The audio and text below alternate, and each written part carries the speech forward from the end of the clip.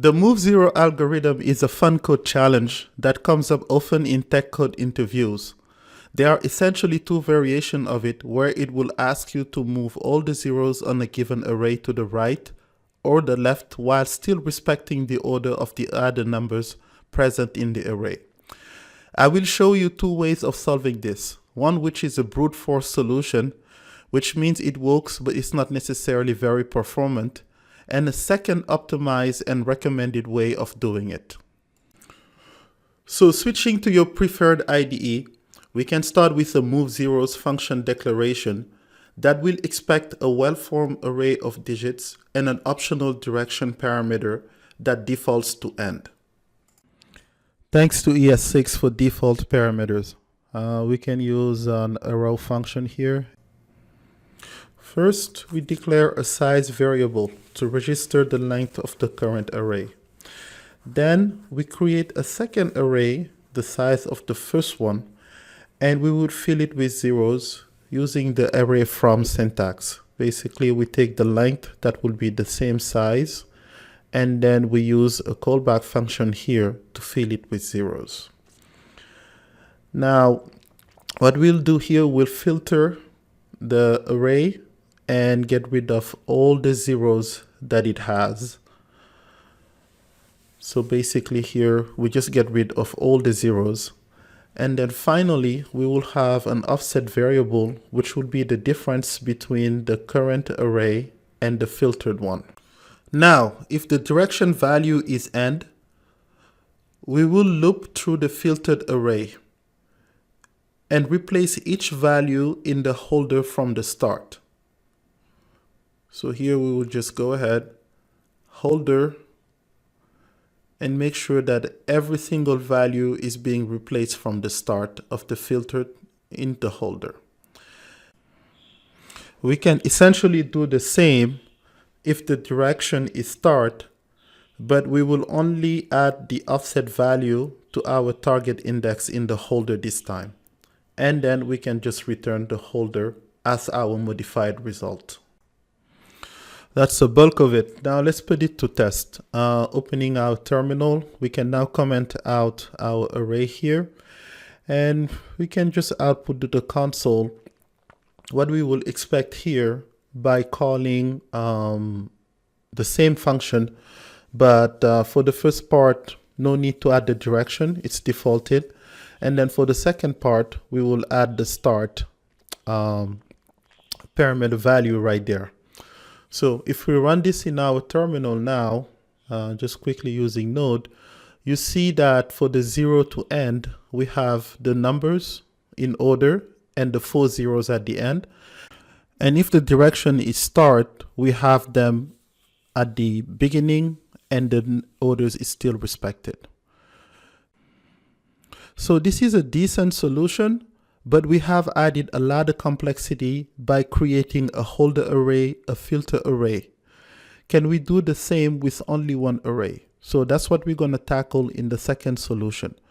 I'm going to provide you with a visualization first. We will operate within only one array and keep track of two indexes, a read index in red and a write index in blue, which both start at the same position. We will use the read index to scan the array from end to end and skip any cell that contains a 0. When we encounter a non-zero, we update the value at the write index with the non-zero value, then we decrement the write index position. Once the read index is done scanning the entire array, we start filling the array with zeros starting at the beginning to the write index position. Run the visualization a few times to get a good grasp of the concept, and when you are ready, let's translate it to code. We will use two specialized functions here, so let's clean up, and when we will start with a move 0 left function. So let's do the function declaration, and let's see, same thing, we're just going to use an array function here. So it's specialized, we don't need the direction on this one. And then we will declare a write index, which will be the array length, basically -1. So it start at the end, since we're moving the zeros to the left. And then we have a start, which will be the same as the write index. Now in our loop, we have a read index that is the same value as the start. And the read index is always going to be greater or equal to 0. So it's going from the end of the array to the beginning. Now, just like in our visualization, if the read index is finds a value that is not a 0, we take the write index position and we add the value right there. And then like we saw in the visualization, we just decrement the write index.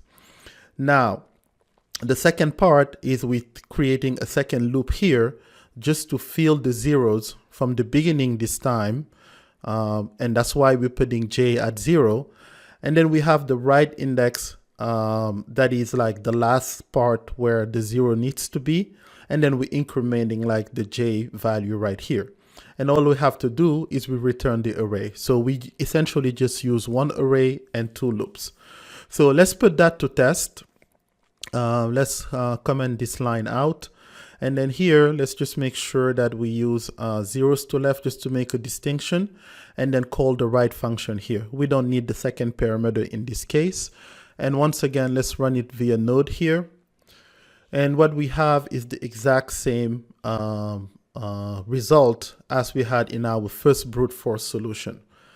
Now, we will do the same for another specialized function for the write if we wanted to get the zeros to the right this time. So let's just do a few changes.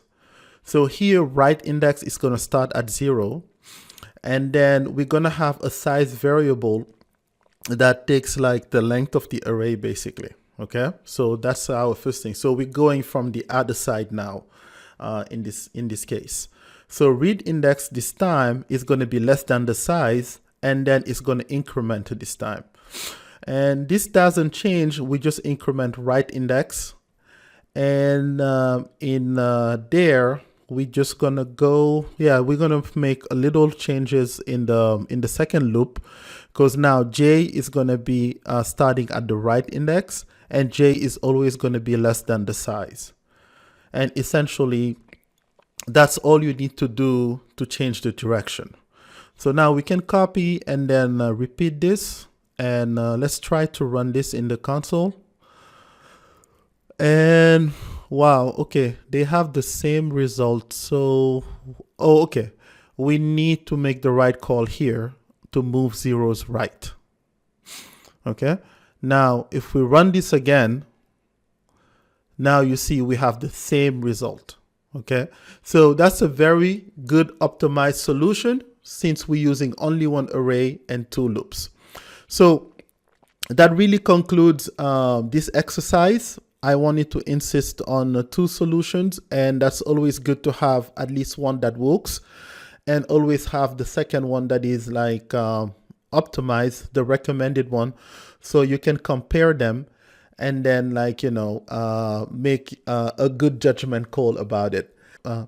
Don't forget to support this channel by subscribing and turning on your notification. I talk to you soon. Take care now.